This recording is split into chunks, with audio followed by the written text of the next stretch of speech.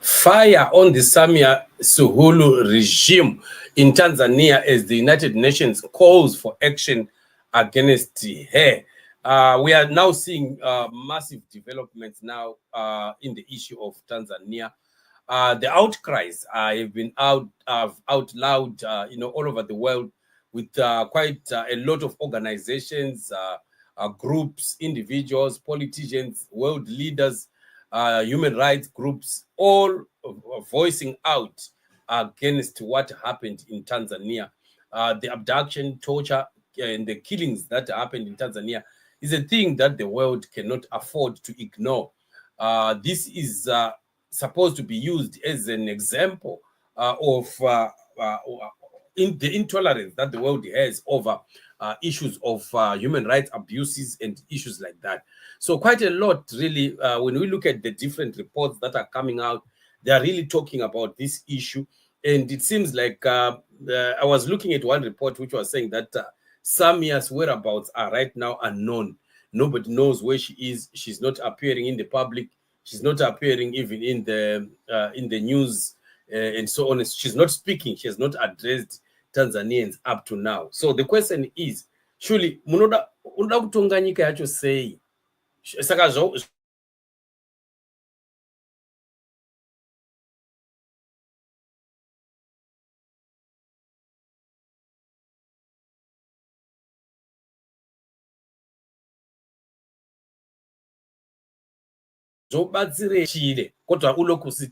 these are the rulers.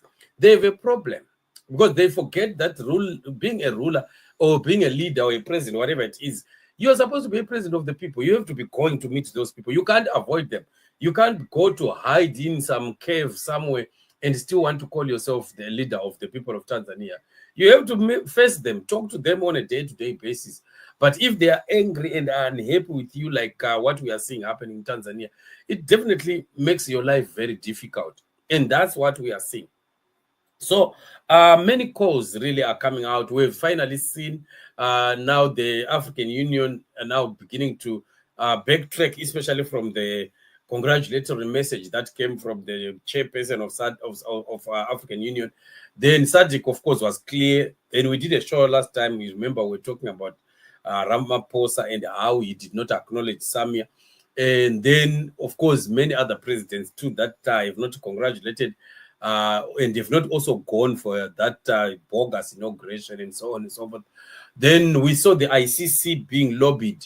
Then some investigators and forensics experts from the ICC were turned back at Julius Nyerere Airport in Tanzania when they had already arrived to start their processes of investigations into what was happening.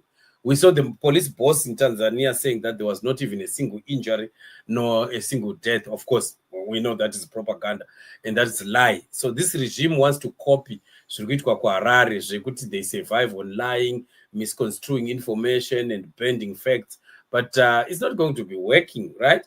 So the United Nations now finally has made a move, and they are actually now saying that something really needs to be done concerning the issue of Tanzania. And definitely, I think the whole world agrees and everyone agrees. Suluhu under pressure as UN calls for action into Tanzania killings. Very, very exciting. This is a very positive development that we are seeing coming from the United Nations. And here, a human rights chief, Volker Turk, who is the chief of human rights in the United Nations, actually has made a public statement, a strong one for that matter, where he says, we are going to act swiftly and hold Samia Suluhu accountable for the Tanzania killings. So this is the message given on the 11th of October of 2025 by Chief Volker Turk. So this is a very swift message promising accountable and accountability in the issue of what we saw happening to the Tanzanian people, only because they decided that they do not want to agree with Samia and her illegal regime in Tanzania. So it's a positive move, really. And as Africans, I think we really need to give a kudos to the United Nations for that kind of stance. It's a stance that we expect to see in many countries, not only in Tanzania. We expect this to be happening in countries like Uganda, in countries like Kenya, Zimbabwe, Mozambique. We need to see this kind of statements being made by the United Nations to show that the world is still alive out there. We can't just be looking to the side when dictators are taking away lives, they're killing innocent civilians, and then the whole world just folds its arms, and there's nobody saying a statement, making any or promising to make any action against this. This is why dictators are having all their so easily to continue to oppress people, knowing that there is nobody who is going to ever challenge them. But I think we are beginning to see a little bit of a shift from the attitude that we have seen in the past, the world ignoring some of these things happening, and of course, the statements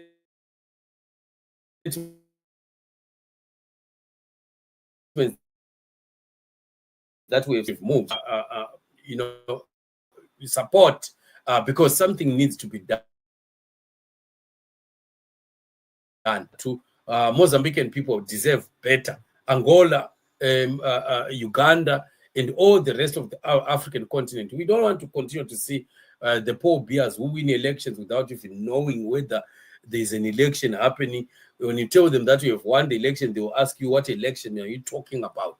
You see, something like that. It's just a crazy world. And that's a thing that we must challenge as citizens of Africa, and especially what happened with that United Nations, the African Union boss or chairman rather. I think Africans are really supposed to make noise for that guy to step down. And African Union must put their house in order. We cannot afford to continue having people like that. And we still call ourselves, men and women of integrity in Africa. Africa and the integrity of Africa must be protected by people that are of substance, people that are accountable, people that know responsibility, and not to just act, as despots. So that man, that chairman of African Union, must really be put under the hammer for what he did. And if the whole board is like that, then they need to be disbanded, and then new people totally can come up and constitute that board, and then we would start to see life for African people becoming better. Africa needs to have a voice that speaks from right inside Africa, as well as a voice that speaks on international matters. But if we are failing to rebuke each other internally, how are we going to have a voice that speaks on behalf of Africans all over the world? Something needs to be done. Something must be put to an end, and the oppression of the people must come to an end. African people deserve better. African people deserve governments that are responsible, governments that are democratic, and governments that are transparent.